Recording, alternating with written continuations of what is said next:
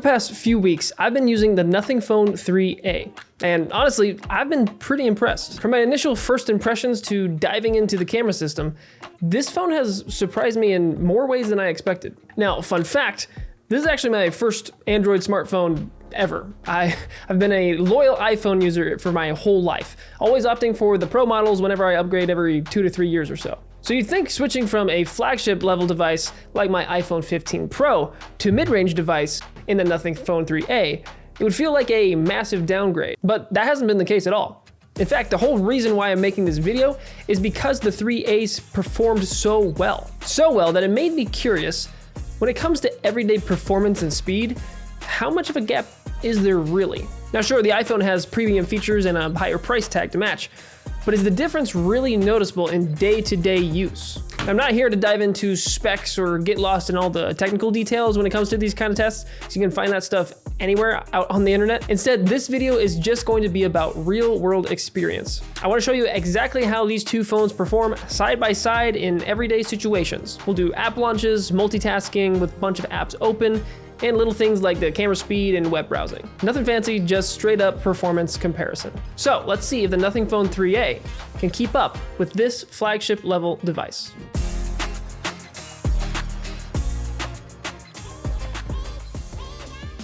Okay, so here are both devices here. For starters, I thought I'd just go ahead and power them down and test the speed. I mean, don't really have to test the speed on how quick something turns off, but you know, thought might as well.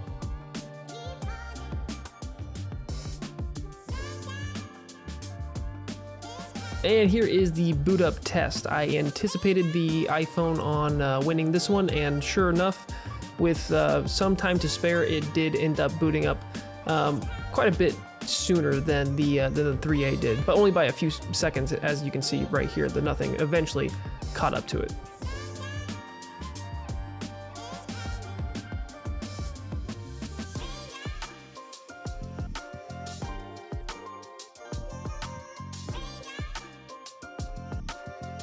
And as you can see, both devices are booted up. Had to unlock them with my passcode. Didn't want to show that on camera, but there you go. Both devices booted up and logged into the home screen here.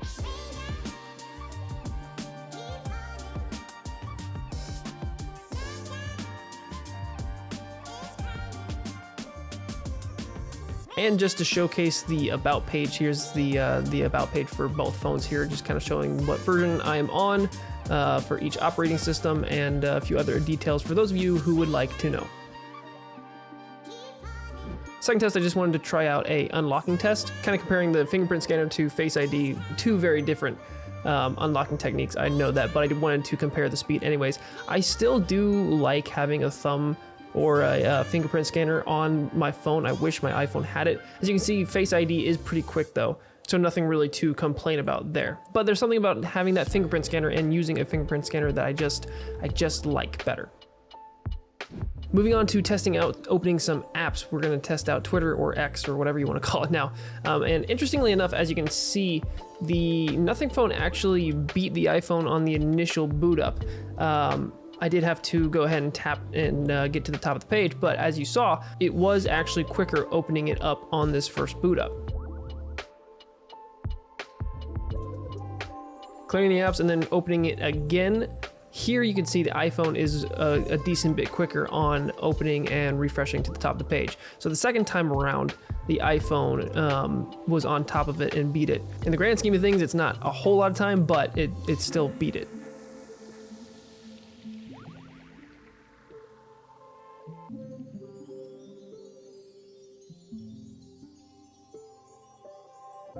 And the third time around, as you can see, the iPhone was also quicker here. So once you have opened up the app initially, the iPhone 15 Pro ends up being quicker. And moving on to Instagram, as you can see, the same story here. So the first initial boot up, the Phone 3A actually beats out the iPhone in booting it up and loading the timeline. Coming back out of the app and going in for the second try, as you can see, very similar to Twitter, the iPhone actually not as much, it's not beating it as much as it did on Twitter, but it is opening Instagram quicker. And going into Reels and scrolling Reels, I just wanted to kind of test out scrolling as fast as I could. And as you can see, the iPhone actually kind of bottlenecks a couple times here versus the 3A. The 3A went a while before it started buffering a little bit, and then the iPhone bottlenecked again as well. So that was interesting. I actually thought the iPhone would be a little bit quicker in that aspect. And then opening it up again, as you can see, what's interesting is that the phone 3A keeps Instagram in Reels where I left off, but the iPhone always resets it to the homepage. I don't know if that's a setting or something that I can turn on or off, but same story, scrolling back through Reels.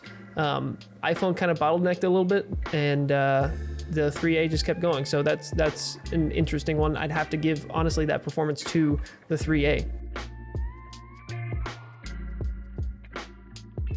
Moving on to YouTube, just opening it real quick. As you can see, the 3A in the initial boot up, again, beat out the iPhone. That's just kind of going to be a reoccurring thing here, is that the initial boot up, the 3A actually ends up beating out the iPhone a handful of times.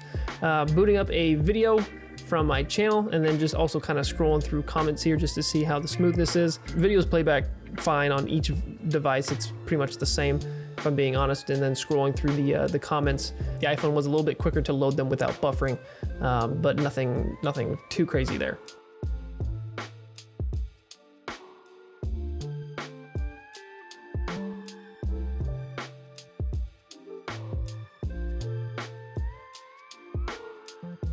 And then opening up Lightroom here as well. This one shocked me too.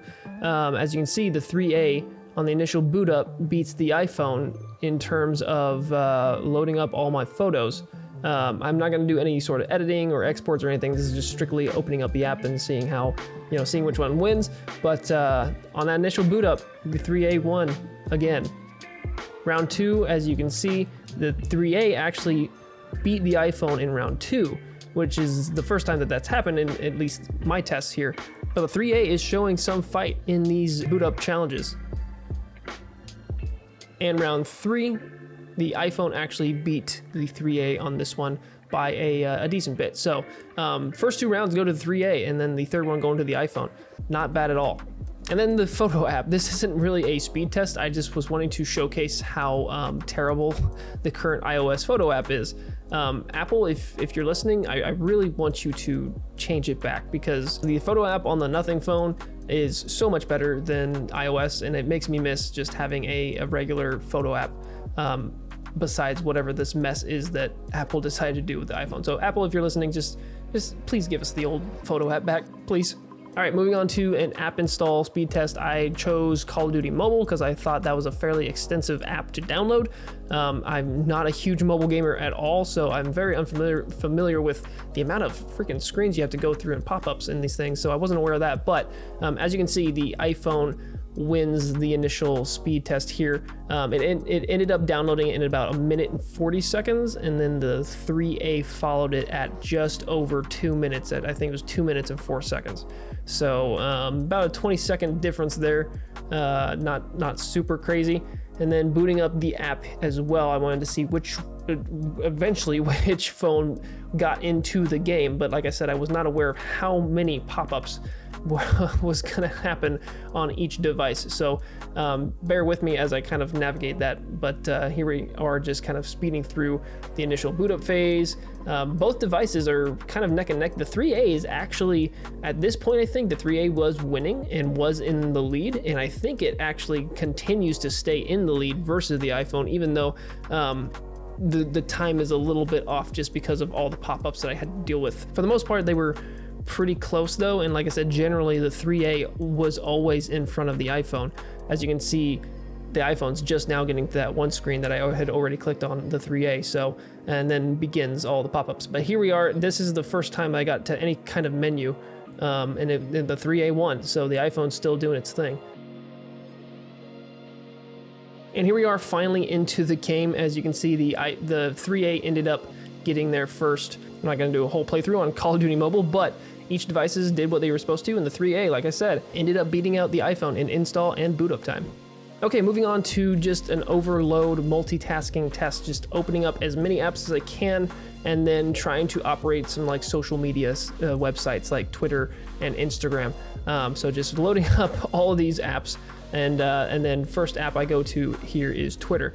Interestingly enough, when I opened this up, as you can see, the 3A was doing just fine, but the iPhone actually froze on me a little bit, and then it lagged all the way to the top. So that was interesting. That was, I didn't expect to see really much lag on the iPhone part, but it sure enough, I don't know if that was because of all the apps running or if that was just a glitch on Twitter. I truly don't know, but it happened, and the 3A seemed to be doing just fine. So moving to Instagram, same thing, just kind of scrolling. The 3A was scrolling extremely fast and getting to the bottom before it could refresh, but it seemed to be doing just fine. Going over to Reels, same thing, just kind of scrolling through, seeing how it operates. Not both devices were doing fine.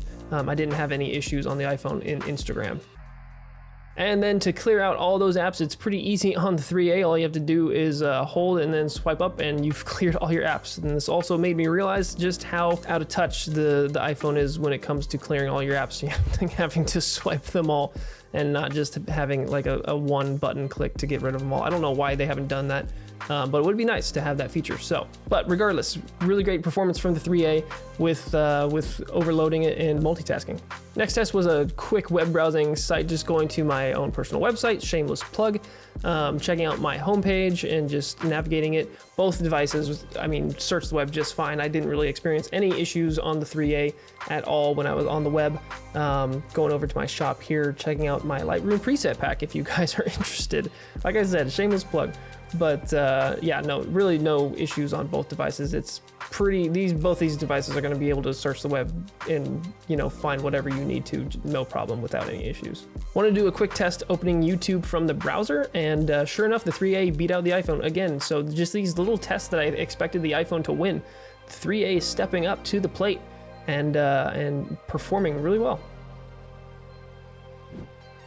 And the last test for this video is just a camera speed test. So opening the app, seeing how quick it opens. As you can see, the iPhone is pretty much instantaneous here. 3A has to boot up just a little bit, and then going back into the app, 3A was quicker once it had that initial boot, but then again, like I said, the iPhone's pretty much instantaneous. So the iPhone photo app is pretty good and very responsive. So this is one where the iPhone does do a lot better than the 3A. 3A, you are able to, you know, spam a little bit and get some pretty quick snaps, but at the same time, a lot of those photos end up being blurry, so I wouldn't try to do that a whole lot with the 3A. Same thing with the iPhone. I mean, you know, if you're shaking all over, you're gonna get some blurry images, but the iPhone does do a better job at taking multiple photos without it looking super blurry.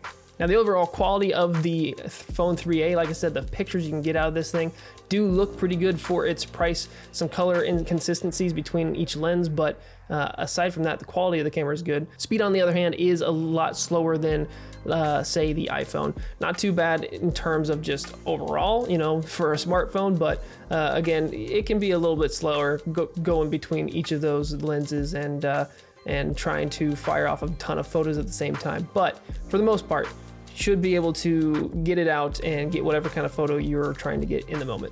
But that's gonna wrap it up for the speed test, guys. Let's go back to the desk and finish with some final thoughts.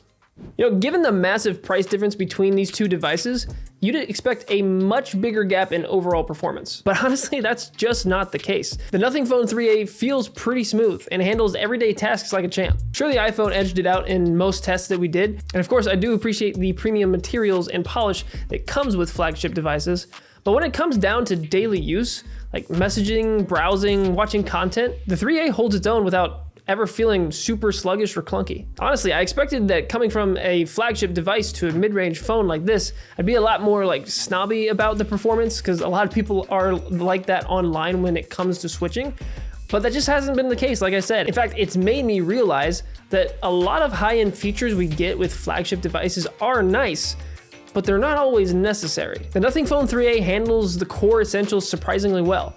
And it's a reminder that for most people, a phone that's smooth, reliable, and gets the job done is really all you need. That said, I still love testing out all these features and seeing just how intricate the tech world can be. There's always a certain thrill in pushing these devices to their limits and just seeing how much tech these companies can pack into each device. So flagships are still very much welcome, especially when it comes to those camera systems. But now, I will be real with you. As an iPhone user, it's easy to assume nothing else can match the iOS smoothness, or at least that's what we kind of tell ourselves. But after spending time with this phone, I've realized that Android isn't so bad after all. In fact, this whole experience has me wondering, if a $379 mid-range phone performs this well, what could an Android flagship do? But of course, for now, sticking with my iPhone. I mean, look at this. Come on. Looks great. But what do you guys think? Was the 3A miles behind the iPhone, or did it surprise you like it did me? Let me know what you think in the comments below. I'll be dropping my official review for the Nothing Phone 3A soon, so be sure and let me know which device you'd like to see me test out and review next for future videos. But of course, that is enough consuming, guys. You know the drill. Get out there, create something yourself. I will see you all in the next video.